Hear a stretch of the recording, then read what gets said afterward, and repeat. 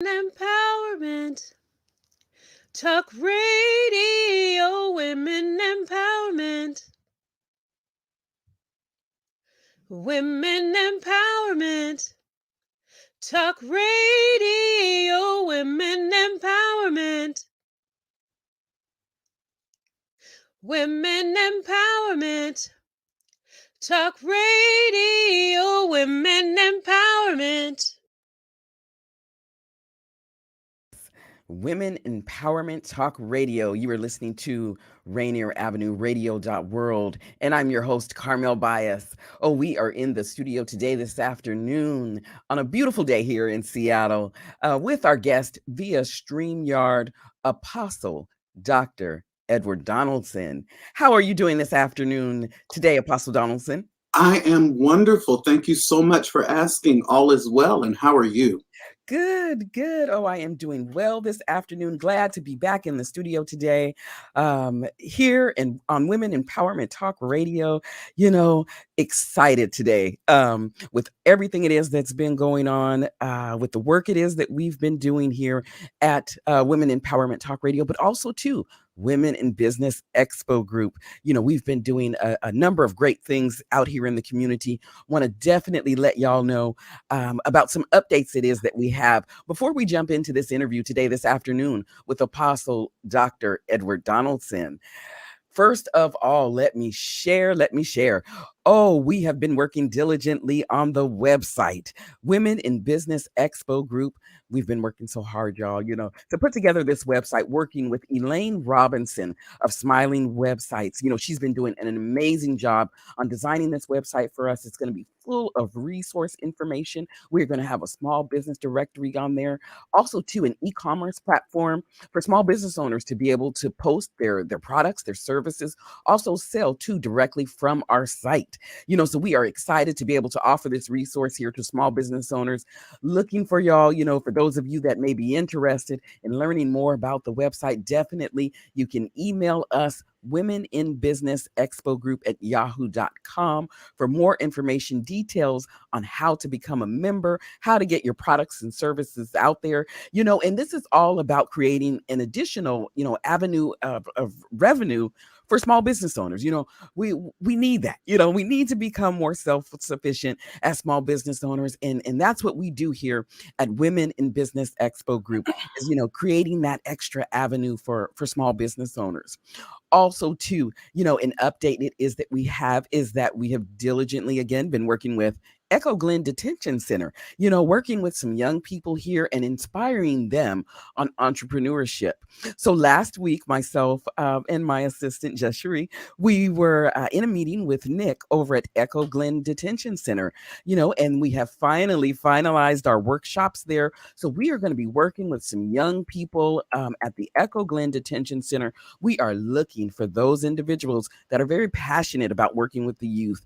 If you are a speaker, motivated and really inspiring the youth, definitely you want to give us a call, contact us. We are looking for speakers, for those it is that want to come out, maybe share their story, inspire, motivate, encourage those young people, in taking a different path, a different way of life, other than what it is that they've already done. So we want to definitely, keep them encouraged, keep them motivated, keep them inspired into doing the right thing, and we're putting together a youth entrepreneur program that's going to be amazing, full of a lot of information, resources for these young people it is to hopefully encourage them to take an alternative route when it comes to their life, and hopefully when they're released from Echo Glen, they can reach out to us out here that are in the community that are doing the work diligently. So we definitely want to stay connected. If you are interested in being a speaker, taking a part in this program with us, our youth entrepreneurship program, definitely you can email us, Women in Business Expo Group at yahoo.com. Connect with us. Like I said, we're looking for speakers, we're looking for people it is that just want to be that inspiration to some young folks. Also, too, let y'all know, Ethiopia Queen Touch. Oh, Miss Lulette, CEO and founder. Oh, we went and had an experience. It is a therapeutic massage, licensed therapeutic massage, I must say. This lady is an amazing healer here. For those of you that are looking for that release of tension, maybe have an ache or pain or something it is, you definitely want to check out Ethiopia Queen Touch. Go ahead and visit her site there in West Seattle, located at 3400 Harbor Avenue Southwest. She's located in Seattle. Her phone number is 206-518-0172. You can call her directly. Reserve your time there for a massage, whatever it is that you're looking for that relief. She's the one it is that you want to definitely see. Miss Lulette at Ethiopia Queen Touch, located at 3400 Harbor Avenue Southwest in Seattle. You definitely want to go see her, during this time of so much stress and tension that's going on for the holidays. She's definitely a reliever, So definitely go and visit her once again. Ethiopia Queen Touch, licensed massage therapist. Yes, yes, yes. So for those of you, again, that are just tuning in here, we are in the studio via StreamYard with our guest, once again, Apostle Dr. Edward Donaldson. Yes, so let's jump right into this interview this afternoon. This man here he's amazing. I can't give any other word here that is to describe, the work it is that he's done in the community here. I mean, professor, doctor, author, and the list goes on. So he wears many, many hats, and we are honored to have him here with us again via StreamYard in the studio with us today. Apostle Donaldson, why don't you go ahead, tell our listeners a little bit more about yourself? I'd love to. First, let me say thank you so much for the opportunity to just have a conversation and to be present for your listening audience in a way that inspires and empowers. And thank you for the work that you're doing in our community with entrepreneurs and empowering women and other marginalized, underserved populations to come into the center of what it is that makes for healthy community living. So thank you so much. So currently I serve as the director of the Doctor of Ministry program at Seattle University School of Theology and Ministry. I teach a little bit in the sociology department as well.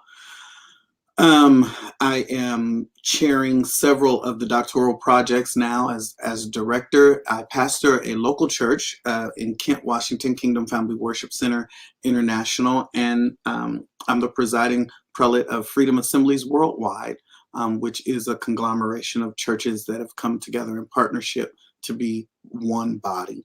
So that's kind of what I'm doing right now. Wow. Yes. Well, I know from reading your bio, you are doing the work. I can't put it in any other way. My goodness. I says, what is he not doing? Because he's definitely doing the work out here too. Yes, yes. Let our listeners know, originally, where are you from? I'm originally from Philadelphia, Pennsylvania. Okay. I will always be from Philly. I've been here in the Seattle Metroplex for quite a long time, but my roots are definitely Philadelphia. Yes. Yes, yes. So let our listeners know. I mean, I know from your bio, and I'll tell you, immediately when I read it, I says, "Oh, he is very, very passionate about knowledge and education." Yes. Tell our listeners, where does that passion come from? I mean, it just jumped off the page at me, and I thought, wow, he's really passionate, when it comes to knowledge and education. So explain, where does that come from? I think it comes from my family of origin, to be honest with you. My mother taught me to read before I went to kindergarten. My father was studying Greek when I was in elementary school. The way we came to Seattle, my father was an air traffic controller at the Vertol division of Boeing in Philadelphia. And when the Vertol division, which was the helicopter division, shut down, we moved to Seattle because this is where the next air traffic controller position was available. And he went to work at Boeing in 1968, the year of Dr. King's assassination. And he was the only Black air traffic controller working at the Vertol division. When we came to Seattle, he was the only Black air traffic controller at Payne Field and then at Seattle's field. And he retired in 2011 as the only Black air traffic controller. And so he worked from 68 to 2011 without one Black colleague. And that left an indelible impression upon me in my development. And so they were both passionate about knowledge. My mother's god sister is a principal. My grandmother was a dietary assistant, a dietitian. So I think it's a family thing. Mhm, mhm. But more than that, I learned at an early age that when you had knowledge, you had power. And I don't mean that in a negative sense. What I mean is it enables you to navigate systems. And the more knowledge you have, the more systems you can navigate. Yeah. Every system is governed by a language. And if you don't understand the language of that system, you can't succeed in the system. Why a lot of our people, African American, Black people, I'm Black personally, Black Black people struggle in the realm of finance is because we don't often know the language of finance. We're not sharing the language with our children of the financial world. And so because we don't have the language, many times we can't navigate and be successful in the system. And so that's been a big part of my passion for knowledge is that to give people language to navigate. Yes, yes. Well, like I said, I could definitely tell from your bio that you are very passionate when it comes to education and knowledge, and being informed. Which is it, like I said, it definitely just jumped off the page at me, and I went, "Oh my goodness, yeah!" I can clearly see, this is something it is that he's very passionate about, and can tell that there's some history there too. Yeah. That comes out. Awesome, awesome. Let our listeners know, from what I read again in your bio there, there's some history there when it comes to the ministry, but tell our listeners, what was your lifestyle maybe like prior to ministry? As maybe growing up, what was life like for you? I had to think hard about that question. We were talking about kind of what we would discuss today, and that question perplexed me because honestly, I don't know life before ministry. Along with being a air traffic controller, my father was an assistant pastor and then founded the church that I now pastor, and so ministry has been a part of my life my whole life. I went to school originally for music and video business production and management because I wanted to work in the gospel music field. I never did, never worked a day, never did anything with that degree. And yet I have done quite a bit with the degree, but that was my first degree. And then I went into the world of finance, believe it or not. I was at Bank of America and I was at Trend West Resorts and kind of that kind of thing. But all the while we were doing ministry, I was involved in ministry. Ministry was a part of the trajectory of my life, the passion and the growth. So I'm at 14 years old, I'll tell you, there was a choir here in Washington called Washington State Mass Choir. Hmm. And it was the first statewide recording choir. And I was the youngest founding member of Washington State Mass. I was 14 when we started recording. And I sang with them for many years up until about 2021, when I got out of Washington State Mass. So I've always been doing ministry, even when I was doing kind of, I don't know, side gigs to support my life. Yes. So I don't really know life without some form of ministry. Mm. So always been in the ministry is what it sounds like, and your life is definitely committed to the work is what it sounds like. Yes. Yeah, yeah. Well, Yeah. that's awesome. That's great. Definitely that. So let's talk a little bit before we jump into the book. I do have one question for you, Sure. and that is, when it comes to the definition of spirituality and religion, Mm, yeah. yeah.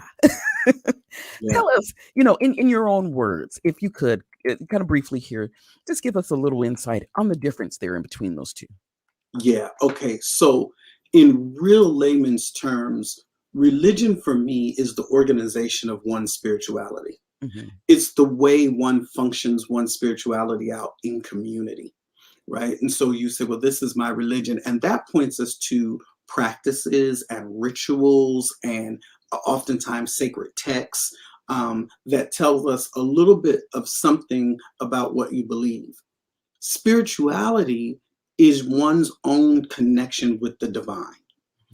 However one names the divine, however one is engaged with the divine, It is the truth of who you are, the very ground of personhood that goes far beyond one's religious expression. It's really hard for me as a pastor, people say, well, what kind of church is your church? And then I struggle to define that, because I know they're looking for a religious definition.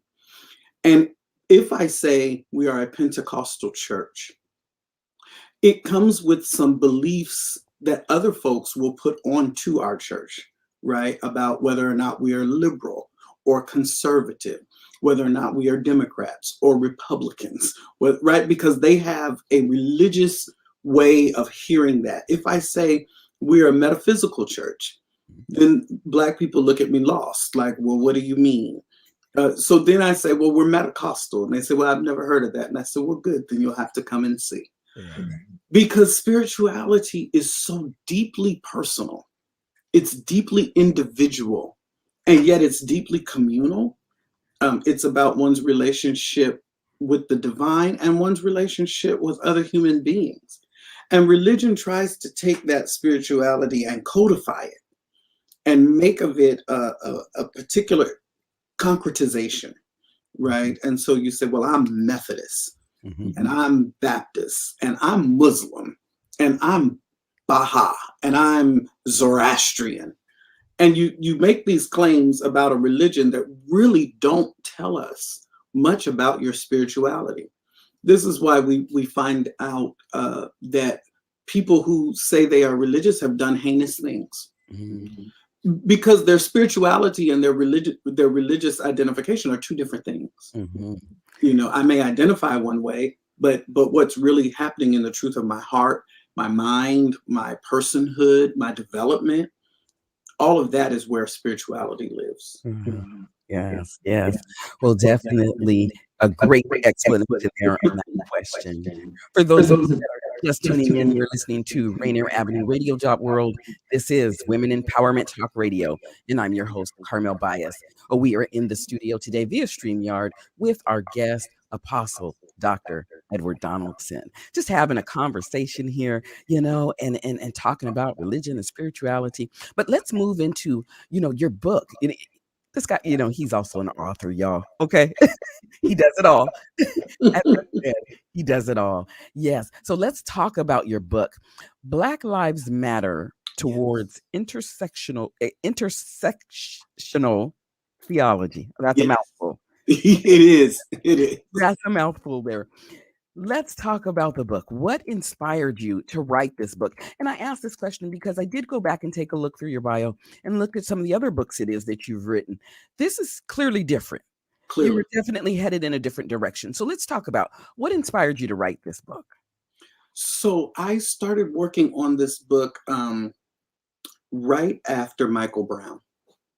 Right after I watched them let him lay in the street bleeding for hours and hours. And at the time, our church was full of millennials.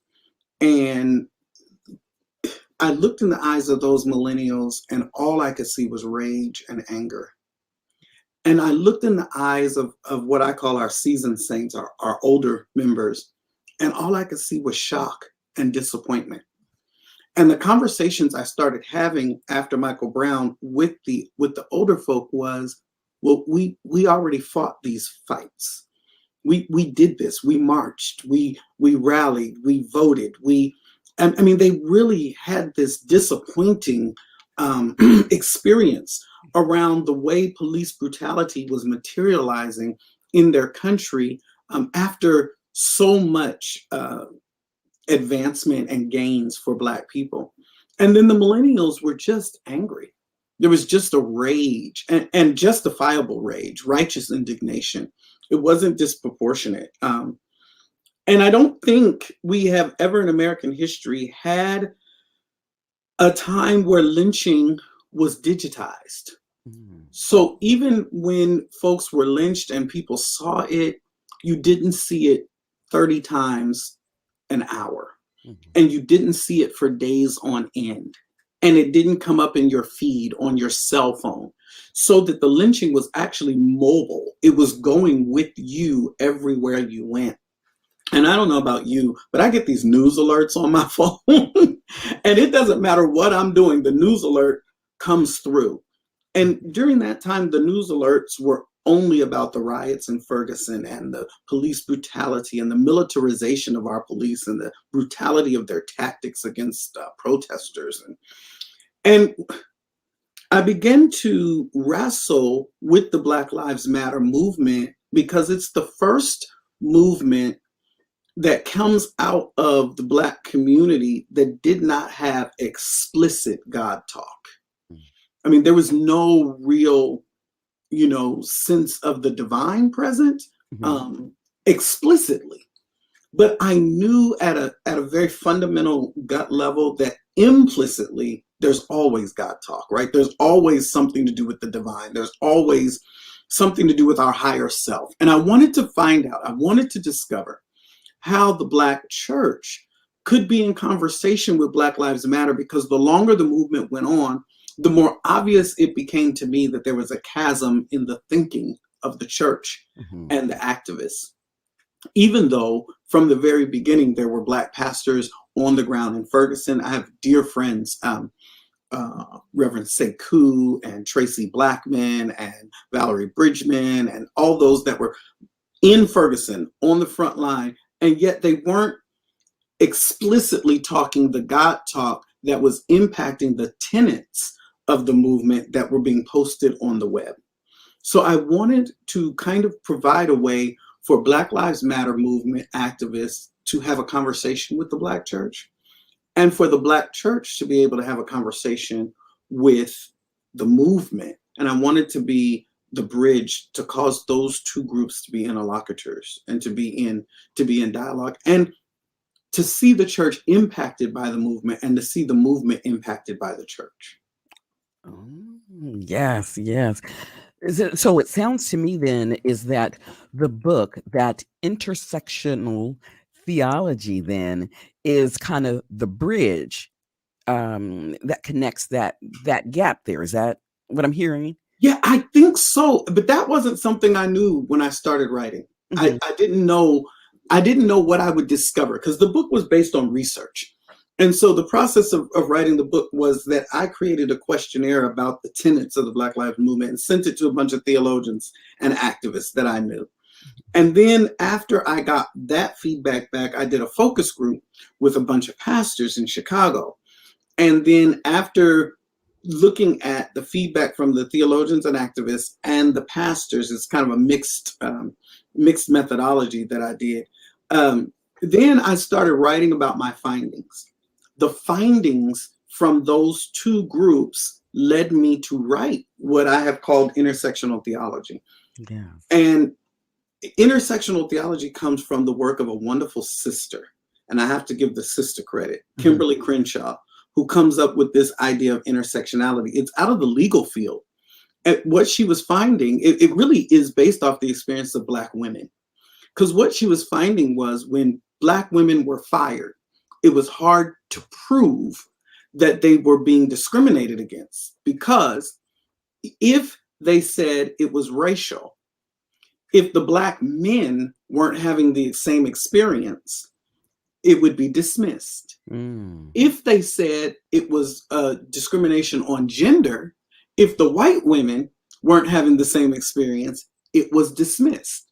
And what Kimberly Crenshaw says is the experience of being Black and female is multiple burden marginalization. And that is where your marginal identities intersect.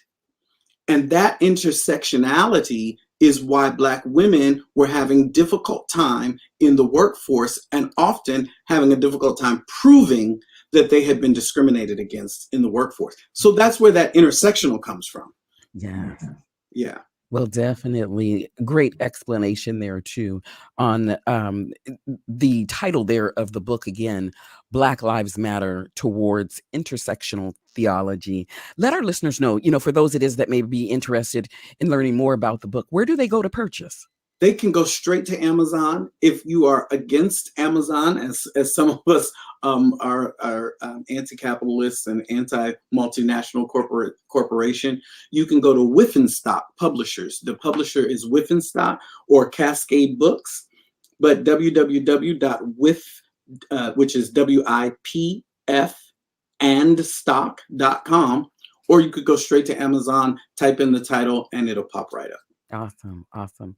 So again, yes, those of you that are interested in learning more about the book, definitely you want to check out those sites there. Take a look. It sounds very interesting. Something it is that we all need to take a look at, open our eyes to something new here, that's going on out in the world today.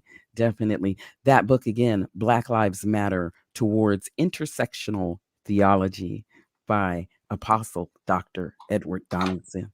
A great job. Great job. Yes. Yes.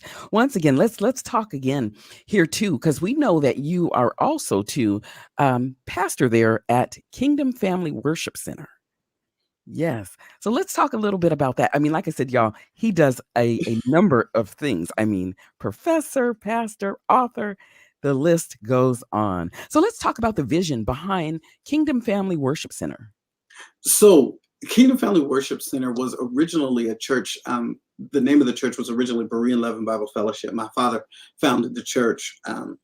And when we changed the name to Kingdom Family Worship Center, we settled on a mission statement that says we simply exist to infiltrate the marketplace with the counterculture of the kingdom.